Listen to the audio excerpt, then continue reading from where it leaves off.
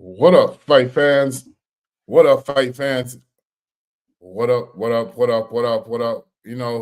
And technology decided to stop working as soon as we get going. Right on cue, Hold man. on 1 second. Oh, shit.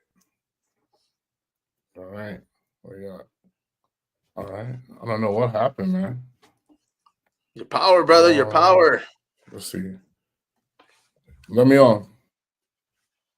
Oh, 1 second. Hello. Hello. Hey, everybody. Of course, Spider here, Off-Script Sports. We got a little technical difficulties. Of course, we're going to be jumping on. I'm going to wait for Jesse, voice of the cage, Green, to give me a signal. Let me know when he's back on. Once he's ready, we're going to bring him on here. We got a couple of topics we're going to be bringing up and, of course, talking about. So for those that are joining, keep following us. Share our page. I mean, we're here on Facebook as well as Instagram. Off-Script Sports, the name of the brand. So definitely keep following up and supporting, man. Of course, we're both from here in Texas, bringing the news from outside the box. So, of course, we're reaching out to bigger shows, regional, a lot of events that are going on. And but with that being said, Melee Combat Championship, of course, is going down this weekend in Austin, Texas. Let me just plug that in. A couple of great fights coming up. And let me wait on Jesse. Of course, everybody, thank you for joining. Waiting for him to give me a signal, see if we can get it going. But everything's up and up, man. I mean, of course, being combat sports, there's always something going on. When it comes to mixed martial arts, when it comes to boxing, when it comes to kickboxing, there's a lot of promotions out there. So of course, there's always something to pick from. For those that are following, like you said, when it comes to the YouTube channel, it is under Coming Soon Podcast on YouTube. But if you go to the playlist, you can find the episodes on Off-Script Sports, of course. So thank you for joining, everybody. As I mentioned, we just jumped on, and of course, Jesse voice the cage had some technical difficulties. Let me see if he's ready to go. But as soon as he gives me the signal, we're gonna run it.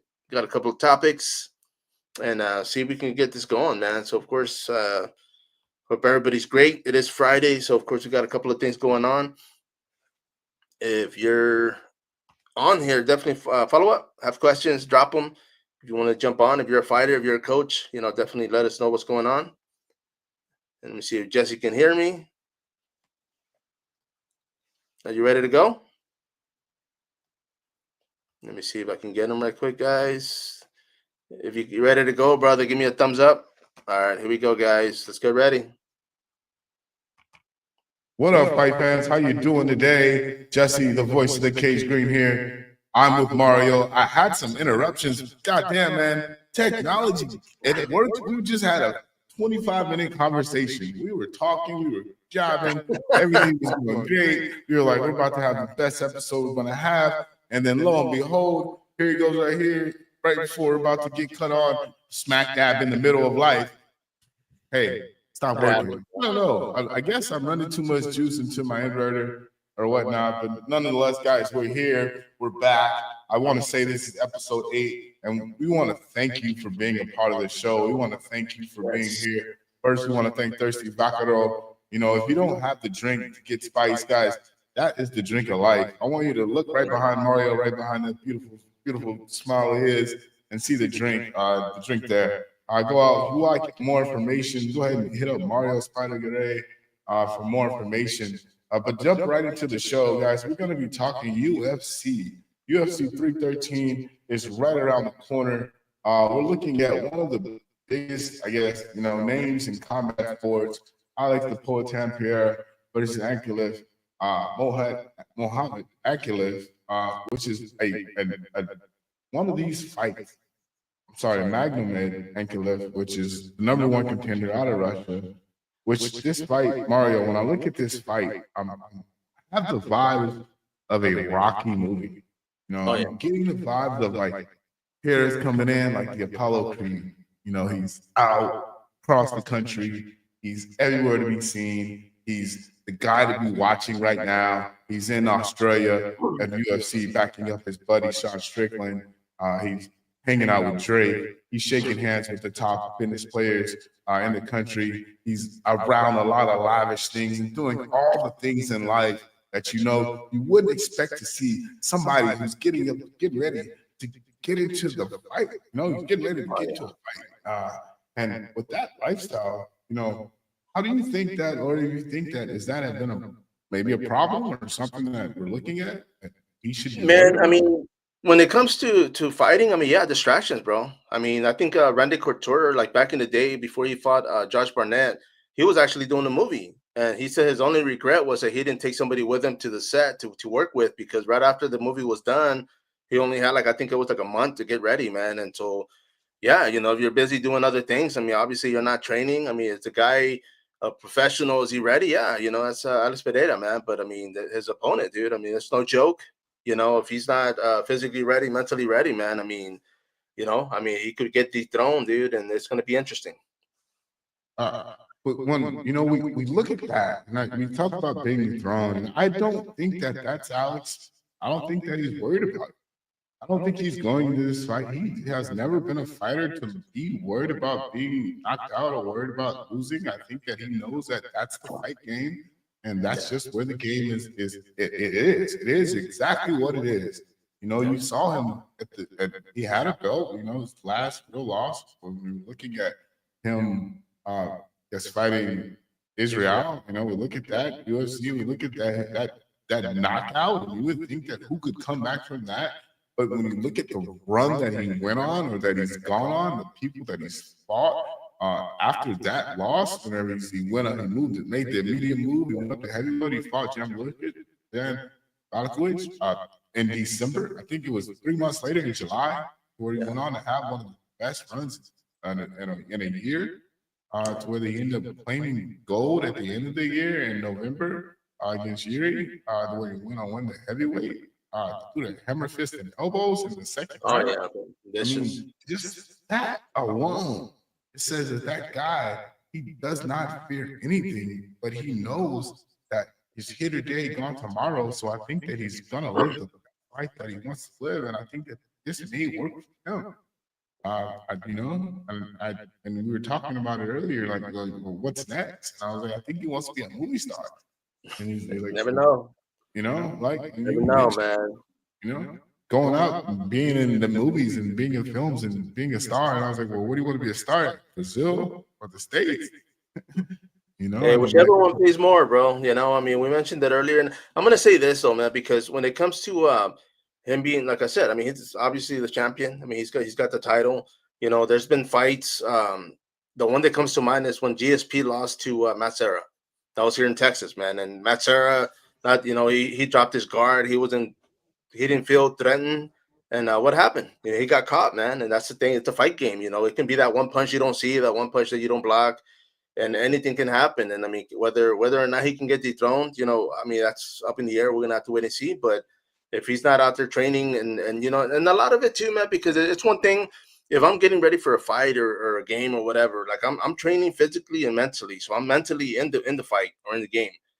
Him being out there, kissing babies, taking pictures with fans, I mean, I get it, man. Yeah, I mean, who doesn't want to enjoy that? That's something that when you're up there, you're finally a star, you're a champion, things that you get to do. But at the same time, he can still be training, but he's not. Is he there mentally? That's my question. So, but we'll have to wait and see, man.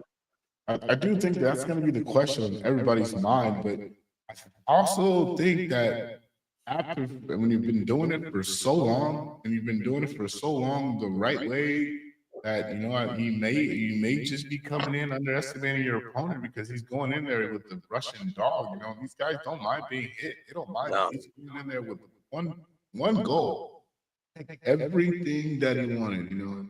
Yeah. And his comments, whenever you look at his comments, if you look at Anklev, vows the fake humble boy, MMAJunkie.com, guys, MMA Junkie, for an article where they wrote about how Magdalena vowed to fake humble boy Alex Pereira. Yeah. He will never be the same after UFC 13. Those things, those words, that translation, whether it may have come out of, whether it had been Russian or whatever it was that he translated it, that does not sound pretty. These guys don't really say many things that they don't believe in their heart. Like you look at there's not much that Islam won't say that. Yeah. I believe. And when we look at that, we gotta also look at that and say that this guy wants it. I think that it could be his time, but I don't think that Pierre really cares. I, I know. I just think that he's like, boom. I don't care. You've been in the mountain chopping wood, swimming in the freezing lakes. I don't care. And he's sending out tweets like, look at this guy's Twitter. It's like, I was like, I've been climbing mountains, chopping wood, swimming in freezing lakes, and I've been dancing and making videos like TikTok shit. Well, you see, and I will say this, man, because a lot of it, yeah, it was physical, but the fact that they put themselves in solitude, I mean, with the whole Rocky, I mean, it was a movie, but yeah, the fighters, when you're in fight camp, you don't put yourself outside that box. You keep yourself where you can control your mind, So it's like you're at the gym, you're at home, you don't go to the movie or you don't go to a show, you don't go, it's just like, I mean, it just doesn't happen, man. It's just, I mean, for the movies maybe because it's quiet. I mean, nobody's bothering you, but yeah, it's different, and that's kind of what I brought up earlier. It's either like mentally. I mean, is he grinding mentally to where all he's thinking about is this? 100%, man. Yeah, I know. I totally agree, and it makes me think. And we'll end it on this. What do you think the fight's gonna have to go for Anklev to win? And do you think that he will take to the ground because he just wants to get that? Man, where it's gonna have to go, I would say to the ground for one thing. But I mean, as far as him grinding them, he would have to take him, put him in a position like you said, where he hasn't been at before, and just mentally getting his mind mentally where he's like he feels like he's screwed, and now he's panicking. Now he's like, you know what I mean? So that's the kind of fight that he's gonna have to bring him in. I mean, he is a dog, man. He's gonna bring this to that world, and Alex Pereira can can he win? Yeah, he can definitely win, bro. But it's just, I mean, whether because of everything else he's doing, let's just see if he's ready mentally and physically, and But that's the if he takes it to the ground and grinds him out, man. I mean, I can see him taking the fight, bro. So we'll see. Wow. No, I couldn't agree with you more. Which leads us to the co-main event, which has recently been changed since Dan Hooker had to bow out of the event due to a hand injury. So we get a rematch of Gaethje versus Ethiopia, who's stepping in on short notice. Well, not necessarily short notice, but he's stepping up to fight Justin Gaethje, and these two have fought. They had a what could be considered one of the highlights of Gaethje's career, the highlight fight, where he won a majority decision and he won fight of the night and a performance bonus. But do you think that this was the right fight? Is it the right fight for Gaethje? Man, honestly, it would depend on Gaethje because if the UFC is like, hey, we got an opponent, he could have been like, okay, you know what, I just won't fight. But obviously, the guy's a fighter. I don't know as far as the money's still up there to where, I mean, of course, everybody wants to get paid, but I mean, that's a paycheck that he won't get if he doesn't fight. So maybe that's on his mind as well. So he was just like, man, I'll take whatever, And I mean, the fact that they fought before, there is history. There's a little bit of a something to talk about for media to kind of be like, oh man, this is a rematch. I mean, to build it up, there's a little bit of hype. We talked about the fact that Gage has been dropped before. Whether or not that's still in the back of his mind, whether he's gotten rid of that. Whether or not his opponent can take him there, man, and put him in that same situation. Wow, wow. I mean, yeah, that's totally true. But as far as like when you talk about uh, what this fight means to him and his, I guess, career, Gaethje, we know that he's not at the beginning of his career, not in the middle of his career. He's obviously at the end of his career, given his age and Father Time being undefeated. But for the most part, is it the fight that you really wanted to see? Like, is it gonna help him get that championship fight in No. 3 fights? And how many more fights does he have left? No, yeah. I mean, it's a risky fight for sure, man. I mean, but being that, he is at the end of his career, and I say that without the respect because I don't know him personally, whether he's like, hey, this is it.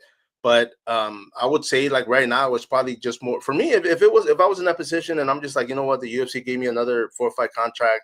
Okay, well, I'm just seeing money. Okay, 4 fights. You know what? This is I'm gonna have it at the end of the year.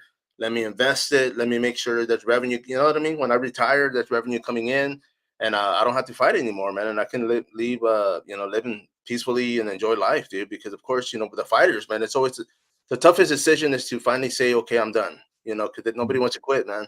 So for him, yeah, it's just probably a little bit of everything. Finance, personal, but he doesn't fight, he don't get paid.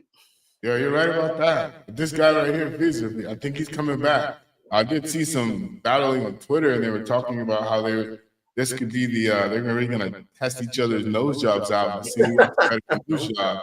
They're going to see what doctor's the best. But nonetheless, it is the co-main event for UFC 313, March 8th, coming up in a couple weeks. Guys, we're going to be able to break that fight down. We're going to jump more into it. But to move on to what we were talking about in the UFC, Mario, one of the biggest headlines coming out this past couple of weeks has been the UFC will no longer have double champions. There are no more double champions. So how do you feel that, double champions is impact MMA? For me, I'm not a fan of that. I've never been a fan of somebody holding a title, holding a spot. I mean, you did mention earlier before we got on here, whether or not like who's next. Like if I'm the title holder and I've ran through everybody in the top 10 and there's nobody else left, and for me it would be more like, okay, well, let's do a super fight.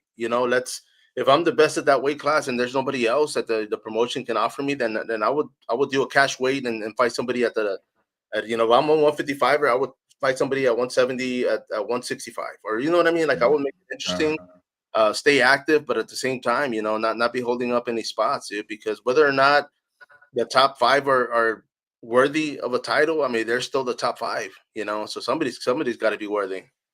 No, I totally agree more. And when we were talking about it, it made me really think just about when you say super fight, you just forget about the title. Just fight. Right? Yeah. Just fight. Like if you want to fight, fight. If you don't want to fight, you want to fight for the title, you want to keep that path around now, hold the title. But then be able to be that variation, But then again, sometimes that legacy it can weigh on you. Like you're the defending champ, you got your ass kicked. Now I gotta go defend the belt. Now they don't think I'm the champ. Like that's a tough pill to swallow. Just for a champion, in my opinion, I think that that's tough. You wouldn't think that that'd be tough to go and get your butt kicked. The next thing you know, you may have cost. What did you cost yourself? Well, you see, I mean, it can put some strain on you, but I mean, like even like with Bellator, like I mean, they're champions. They were able to fight outside the promotion, and they would still come back as champions, and a lot of them kept winning. It's just more like you said. I mean, just to stay busy. If the promotion's like, hey, you know what? There's nobody else. We're mid-year and there's nobody else available. As far as willing to fight or available to fight, then I would even go outside my sport and do a boxing. You know what I mean? Like I would stay busy as a competitor, but whether or not it takes a load on people, it's just like getting knocked out, man. A lot of people don't come back from that. Once they hit that button and they got that glass jaw, as they say. A lot of people mentally can't kick that, man, and they come back losing. They keep getting knocked out. I mean, Chuck Liddell, he's a prime example, man. I mean, he was a great champion. He ran through everybody. Once he got the title, I think he defended it like 2 or 3 times, and after that, I mean, that was it. That was the end of the Iceman, bro. Yeah, man, you really couldn't have said it any better than when you said it, because I mean that's exactly what happened. Yeah. But these super fights could be something that the UFC may be able to take, to the next level, or even broaden upon just to give the fans what they want. But as far as double champs, man, I like seeing that double champ, man. That champ, and to say that, when you look at the likes of people that did it, the guys that did it were the best at what they were, and then they'll live all along in the history. Not everybody's able just to be a double champ, but I did feel like more people were trying to be a double champ and not defending said titles. I think that if they were defending the title, like, hey man, this event you got to fight here, and then this event you got to fight here. I think that that may be where the problem was, because you couldn't really stack a lot of cards. There never would have been a UFC card that had all the fighters on it, right? You can't have all the champions on a card if champions in 2 weight classes. You got 4 titles, and you have to be limiting yourself to even that management draw, and then that not good for business, right? If it ain't good for money, it ain't good for business. I think that may be one of those things that just wasn't good for business, and it is it ended up happening out that way. Yeah.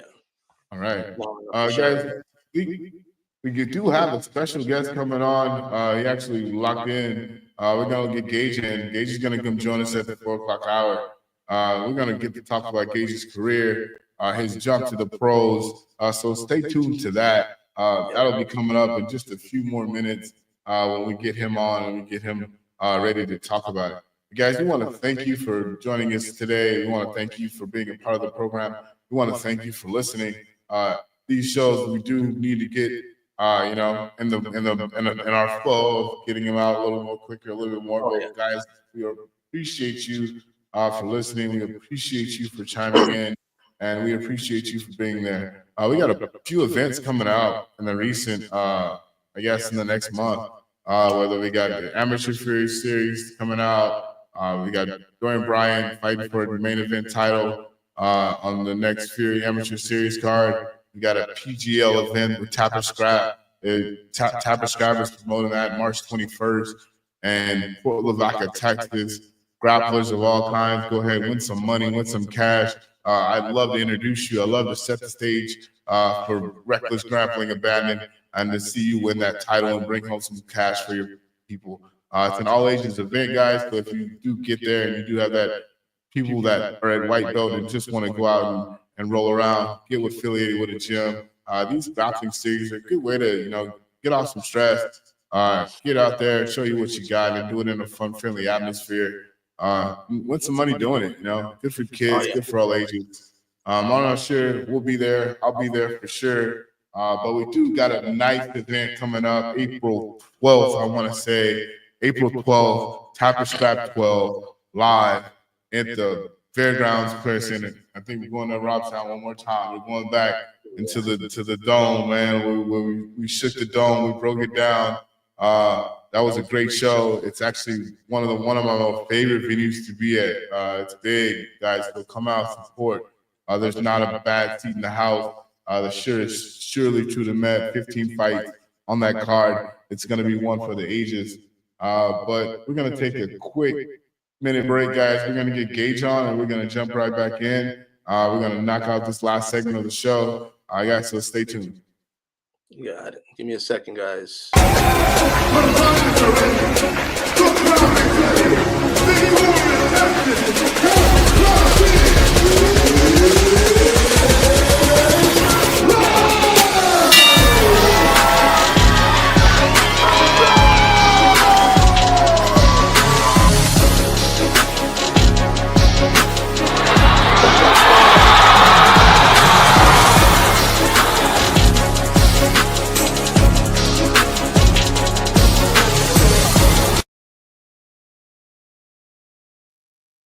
My man, there we go. And I meant to ask you, bro, is Gage already logged on? I sent him. Yeah, Gage should be. He messaged me, so I think that he's ready. Okay, but I'm saying I don't see him on the screen, so I don't know if he's already logged on. But tell him. No, I don't think so. He should be. He just messaged right now. What did he say? Where did he message on? I can't see anything, bro. On Messenger. But yeah, guys, thanks everybody for joining us. Of course, we're going to be continuing this as soon as our guest jumps on. Yeah, Gage will be here in just a second. All right, I sent him the link, so as soon as he jumps on, we'll go ahead and add him on here. But yeah, man, I mean, of course, you mentioned a couple of great events that are upon us. We're going to be staying busy. I mean, when it comes to the regional scene, of course. It's a lot of stuff going on, man. So definitely excited, I'm excited everybody gets a platform. I want everybody to keep competing. It sucks when somebody, somebody's fight drops and it's like there's nothing else going on. So, but with that being said too, man, I mean, you mentioned the grappling events, and I think that's a plus because now mixed martial artists, competitors can keep busy. They can fight for money, bro. They can grapple for money. So it's like, hey, you know what? Like, you don't have a fight coming up.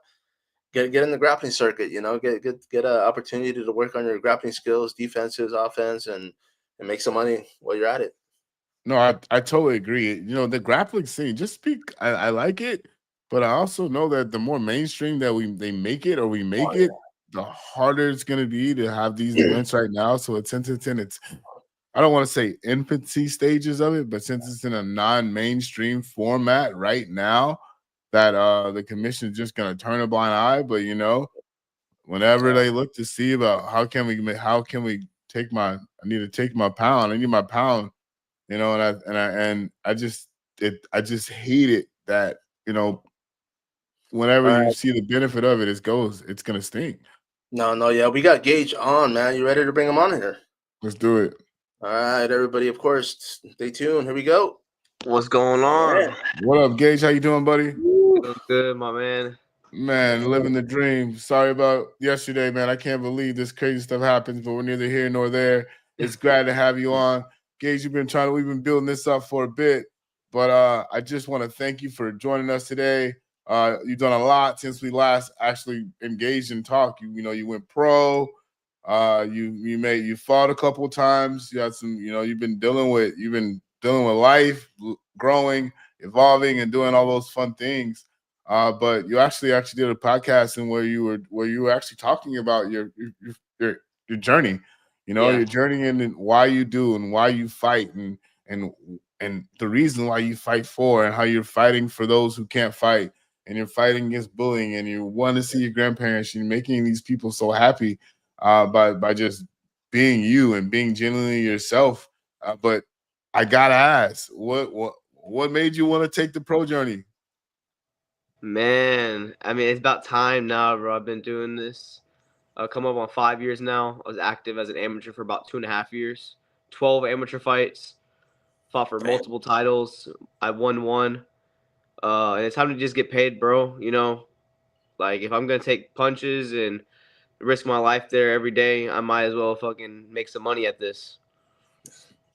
No, you couldn't agree more. Like again, me and Mario, we were just talking in our last segment how we were talking about how UFC 13 when Gaethje, his opponent dropped and Fiziev stepped in, and how this fight right here at the end of we look at Gaethje being at the end of his career and him being a little bit older, longer in the tooth, and how many more fights does he have left where he's having to go back and go fight somebody that he's going to go through the grinder with.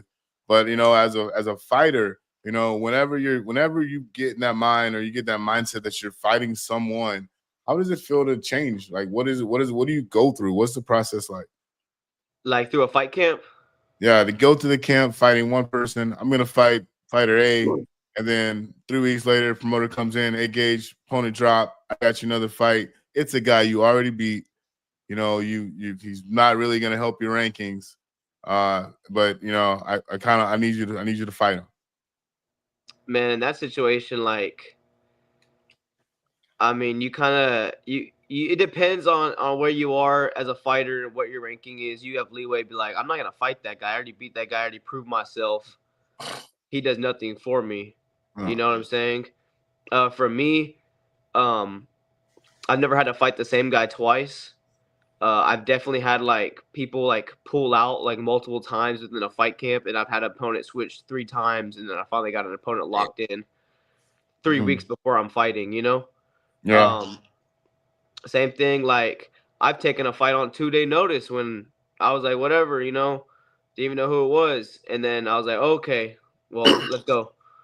Okay. It's kind of you got to be ready for any type of moment. Wow. So when are you ready? Do you have any fight news coming up? I do. I haven't announced it yet. I think I'm gonna wait, but Nice. pro debut is gonna come soon. Nice. I love it. Are you still, and again, for those that don't know, tell us what camp you're with and who you're fighting with. I trained with Next Level Training Center. That's like my main MMA team.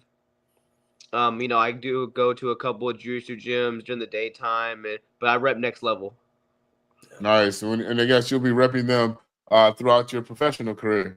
Yes, sir. That's correct. Man, you cannot beat that. Engage. For those that don't know your story, I don't want to go deep into it because you always get the same questions all the time, and it just seems a little bit repetitive.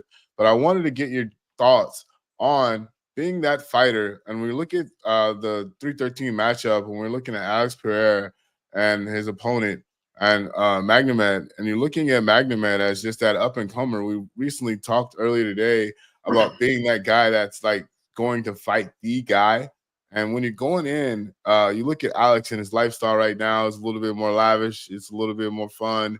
You know, he's out. He's in all the places. He's shaking hands with Drake. He's doing all the celebrity meet and greets, doing all that fun stuff.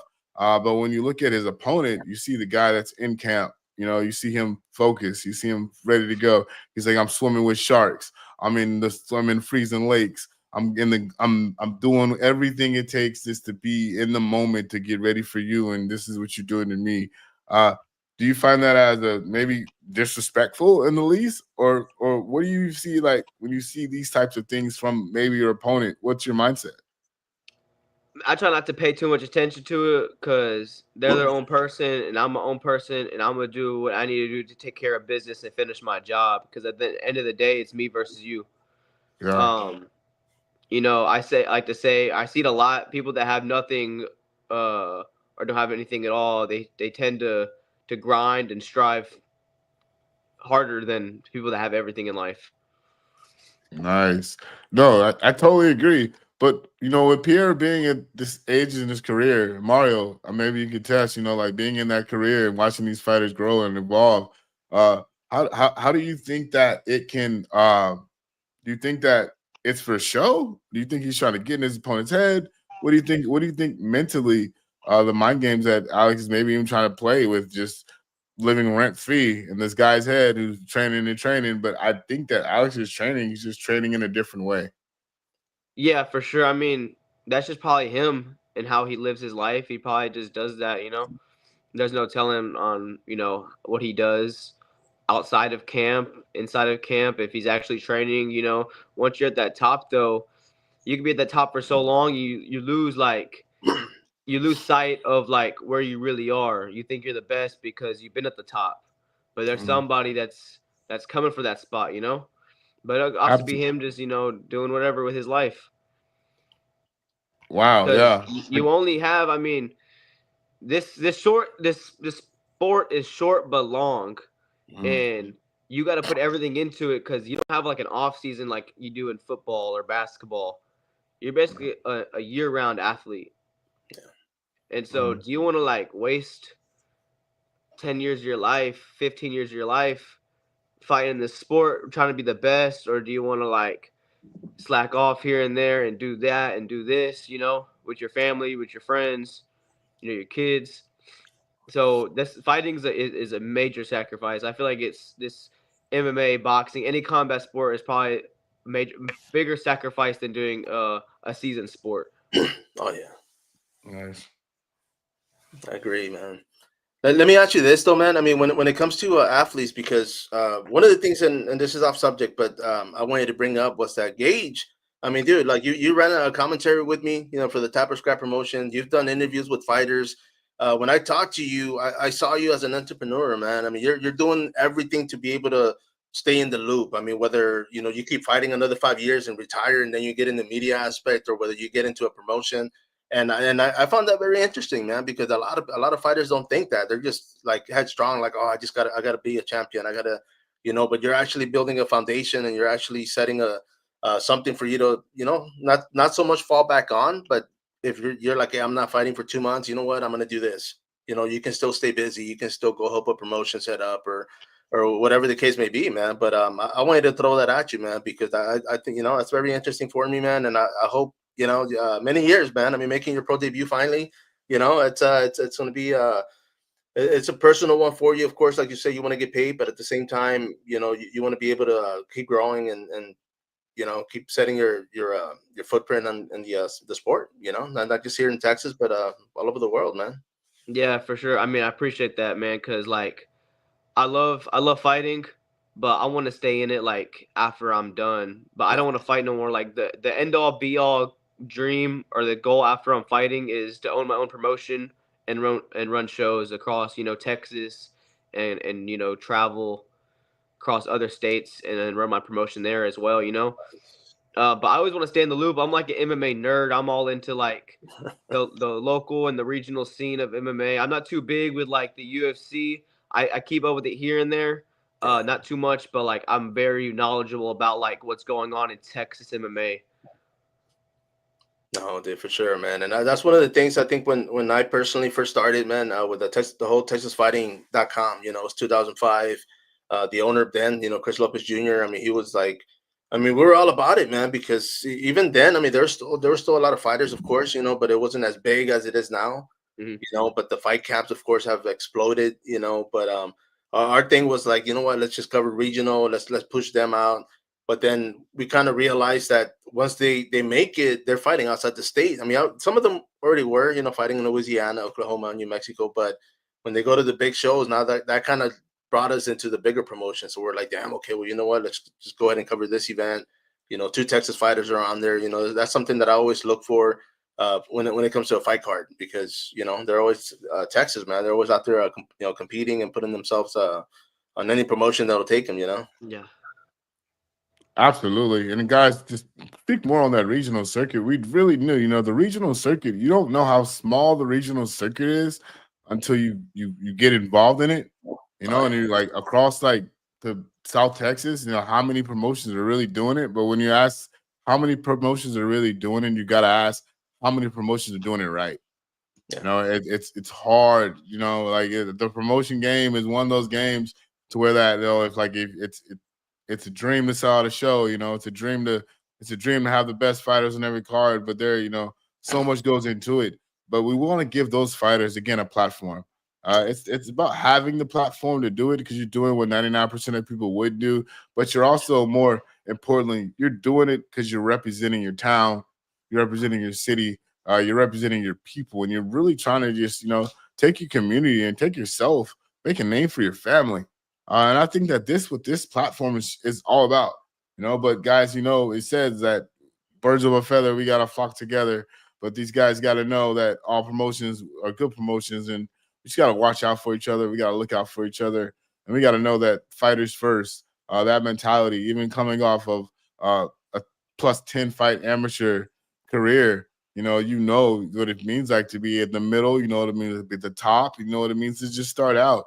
But that advice needs to be shared, and I think that it's important for people like yourself to be those mentors to those younger guys and that younger generation that's coming up, that's giving them, this is how it's done, right? This is how we do it. And I think that your training center, you guys are doing it that way.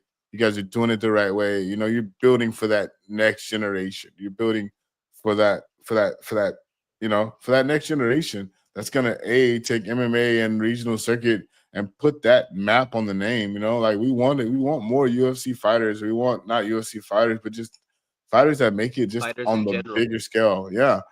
And what do you think about these grappling series? I know you're a veteran in grappling. You've done almost everything in the regional circuit. I think you were the Submission Hunters about a couple months ago, no? Right? I did a Apex Yeah, Apex. See, in Beaumont. Yeah. yeah, and talk about how that helped your development. So man, Apex is like off of Peak, so it's like the pre-show, pre-grappling show to Peak's MMA show. And so you get to grapple in a cage. That's pretty sick, So say I'm an MMA guy, so I know how to work the cage pretty well. Going against like a straight jiu-jitsu guy, it was fun, Like I always have fun in jiu-jitsu. Jiu-jitsu is like my time like away from MMA. Yeah. I get to have fun with it. I get to let loose. I get to relax a little bit. But at the end of the day, like I'm still trying to win. I'm still trying to compete. But it's a lot less pressure in jiu-jitsu for me. I do like it. I like to compete. I competed at Naga back in October, and that was my first blue belt tournament. That was the first time I competed like in a tournament, probably like two and a half years. And so that was different. Go to San Antonio for the day, compete out there. See some people that I knew from Houston. I was out there, talk to them. But it's always a good experience, to go out there, no matter what. Even if like you're mainly MMA fighter, to go out there and go do a jiu-jitsu tournament. All right, especially for all ages. It's something you could do, even like I'm sure, like when you're training with the kids now, like in your kids class, hey guys, like if you're ready or you think they're ready, and you give them that call up, that white belt 5-year-old, 9-year-old division, they've got a platform for that, which is not something that everyone had. You know, I mean, Mario, how many promotions, how many grappling series had when we were growing up? Did we have? You know, the grappling series was go fight outside the backyard, and that's the grappling series. That's 1-on-1. Like, that's all we had. You know what I mean? Yeah. You know, now these kids got it where like, hey, I can go beat people up on the weekend. I'm not Yeah, beat people up. they get crazy matches. Like, especially, man, you see more kids in the brackets than you see adults. Yeah. Man, no kids. They say, oh, kids are gonna get done at 11 or 12. It's 2 p.m. and I'm still waiting for my match because they still got kids on the mat. Wow. Yeah. And then those kids, they get paid too, right? Not for the tournaments. I think at like the Submission Hunter Pros, if you get a sub, you get paid. Oh, nice. See, even just being able just to have that, not saying that money runs kids, but you know, for those kids out there that need that active entertainment and to stay active year round, like you said, you're an athlete, you're year-round athlete, right? Year-round athletes, and being in that not saying jiu-jitsu is non-contact, but being able to be in that environment and being able to thrive, you know, it's for kids for all ages. And I think that's the future, you know. Just hope that it doesn't go too mainstream, you know what I mean?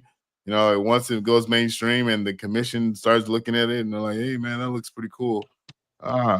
Put it, we got to be there for it, you know? Oh, man, that's going to ruin it. I think so. I don't want to see it get there. I don't want to see it to get there, but, you know, now that it's professional, you know, when things become professional, oh yeah, once you start making money in a sport, you know, the government or whatever wants to be all over that. Everybody, and even with the big business like government, like you talk about the UFC, big UFC's involved now. You know, like when they got the tournament, I think they're already on like number 26. The UFC Invitational grappling. Yeah, the Invitational. They're already like they have one like every weekend apparently. Yeah, I'm pretty sure they do. You know, like they started that back in like 2020, I think.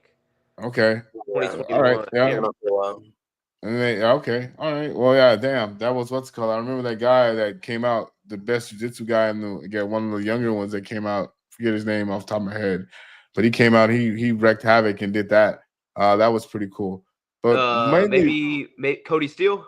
There you go. There Cody he is. Steele, yeah. Yeah, that sounds about right. He just made his UFC debut. Yeah. Oh man, really? Yeah. Wow. And when you talk about making that debut, and I know you don't really follow the mainstream, but I know you dibble a little bit into it. What do you think about the UFC and no more double champs? I heard y'all talking about it earlier. I think the double champs is good. If you're cleaning out division, you got 3, 4, 5 title defenses in a row.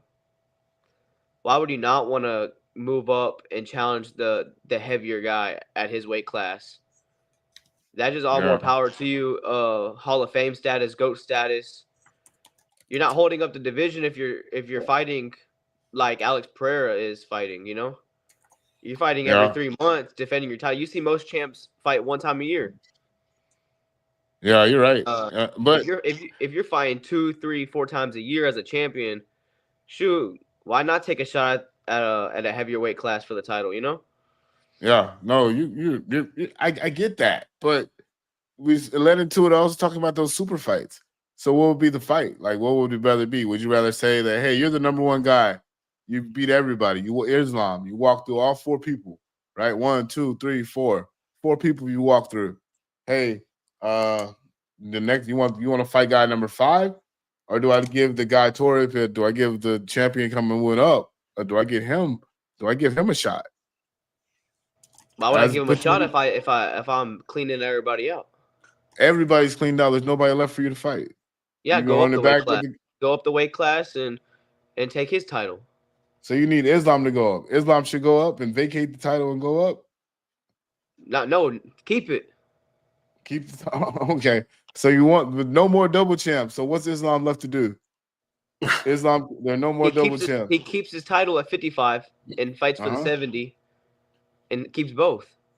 Oh, but it's no more. Yeah, they're not doing double champs anymore, man. So he's either got to vacate the title and go up, or he's got to. I mean, but yeah. Oh, then what's the point of moving on? Why would I put myself at a disadvantage? Yeah, stay at 55 and just beat everybody at 55. But you've already beat everybody. No one left. But You got to run it back. You got to run what- it back with Oliveira. You already beat him twice. You already run it back with people you beat multiple, not once, but multiple times. Well, at that point, why would I fight for not a belt? Yeah, yeah, that's what I'm saying. So, Why would I go up a weight class and fight somebody that's number 2 pound for pound or number 3 pound for pound, not for a title, yeah, and in their weight class?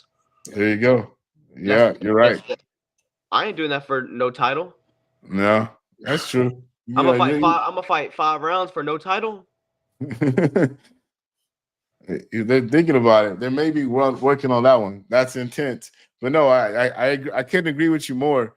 But I do. Since there are no more double champs, it's interesting to see what these guys would do. When you look at a guy that fought at 145, he was the champion at 45. He's moving up to be at 55 because he walks around too heavy. I don't know how heavy you walked around at 40. You fight at 40. What do you walk around at? Right now, I'm like 55. You're 50, and you fight at what? 35. 45. 35, right? So you walk around 20 pounds heavier than what normal. So, but you do know that if your division, you're considered big for your division, right? Right now, I used to fight at 25, and I was big for 25 at the time. See? I would say So- I'm about average sized. and well, what's your size? 5'8", See, you're 155. 5'8", right? And 5'35". That's normal. This guy, Turb, is good moving up to a division to the Islam, who probably who weighs in at 55 and fights at 70. Yeah. And he's moving up because he's like, I walk around too heavy. And he's 5'5". He's like Ilya? 5'5". Yeah, he's like 5'5". He's like Yeah, 5'5". but look how much muscle Ilya's got. Ilya's got a huge frame. A huge, but and then Islam is a huge person too. I agree. Very agree 4 on that. inches taller, 35 more pounds after rehydration. It's gonna be interesting to see. I don't know if he would have moved. I don't know if it's the best decision to move up. Not with all those killers in that division. But 55 has always been the most competitive division. exactly. And you pretty much look at that anywhere. You can look at that in the regional scene, regional pro scene, regional MMA amateur scene, and even in the UFC. 55 has been probably one of the most like dominating weight classes for the most part. Because so many people can fight in 55. 55 is like the captain. That's the he's right in the middle. Like he takes care of everything. 55 and 70 have been like the 2 weight classes No, in yeah. the UFC. There we go. You can't beat that at all. And I totally agree with you. Well, Gage, we appreciate you jumping on with us today. We ran a little bit long. We normally run a little bit shorter, but we're going to have you back on. I do want to thank you for coming on, talking about like you making pro, giving advice to those kids out there who are in your same situation. And I want to see them, evolve and grow and see them go. Good to hear about your future plans on becoming a pro fighter, taking the right steps with the Next Level Training Center, building the right team around you, and doing the things that you need to do to, take this next step in your journey. I wish you well. I know you'll do great. I hope you get off to the best pro career you could possibly be, starting off 0-0, get to make your debut. Hopefully they set the stage for mayhem and they give you show what the menace is all about. But before we get out, give us some of your socials. Where can we find you at? You can find me on Instagram, gage.harper.mma. And you can find me on Facebook. Just look up Gage Harper, and I'm on there. And then same thing for YouTube is just Gage Harper. Nice. And then for those training center, people that want to follow your training center, they want to see you, they want to watch you, or they want to train, or they want to learn a bit more about the sport. Where could they find you at training? Next Level Training Center, MMA. You could just look it up on Instagram. We're there. Address is there and everything. Shout out to a couple of my teammates. Jay Aldereti's fighting for the 135-pound amateur title at Fury, April 18th. My teammate Jordan Garcia is defending his 155-pound amateur title same day.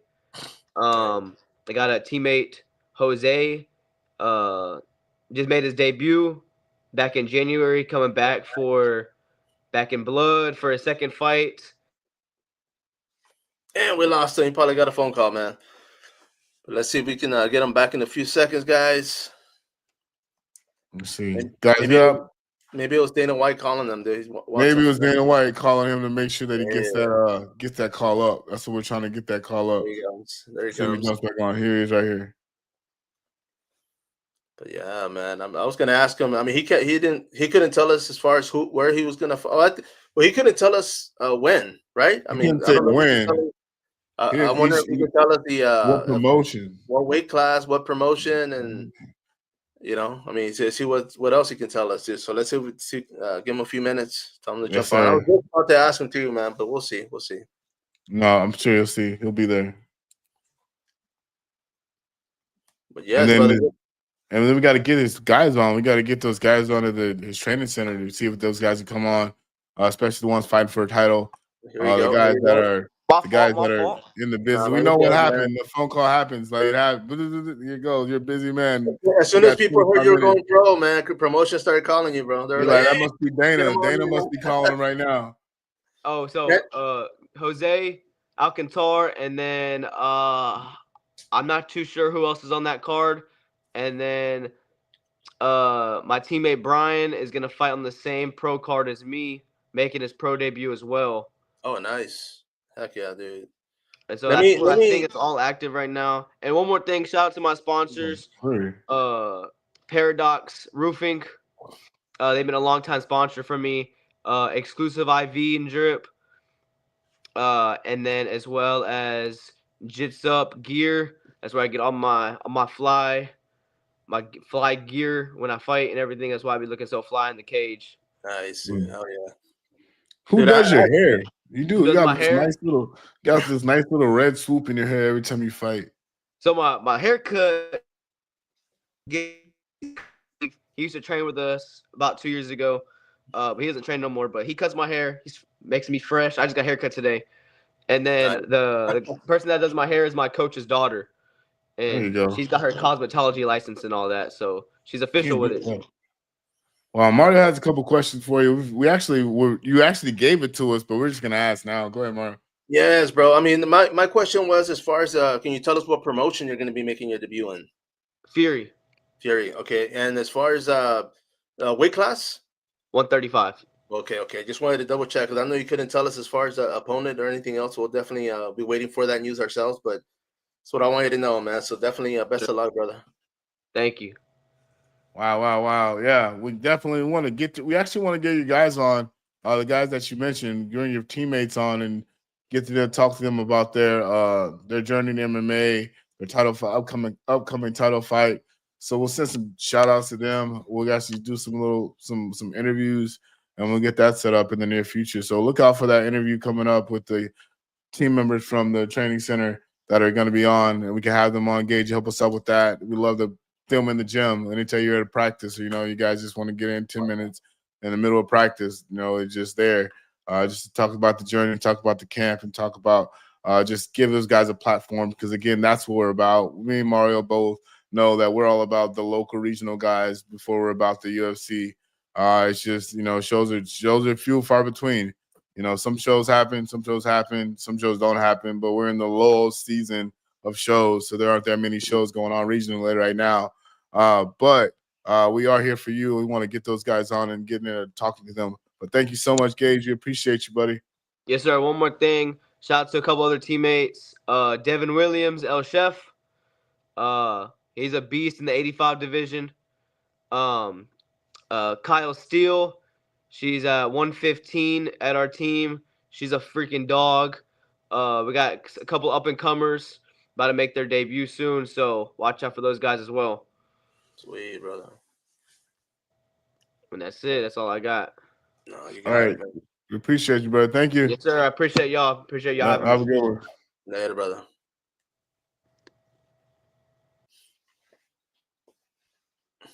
And that is All it, right, bro. fight fans. That's it. We appreciate you being here, guys. Y'all have a good night. Once again, follow us on Facebook, follow us on Instagram. We'll see you again next week. Peace. You got it. Till next time,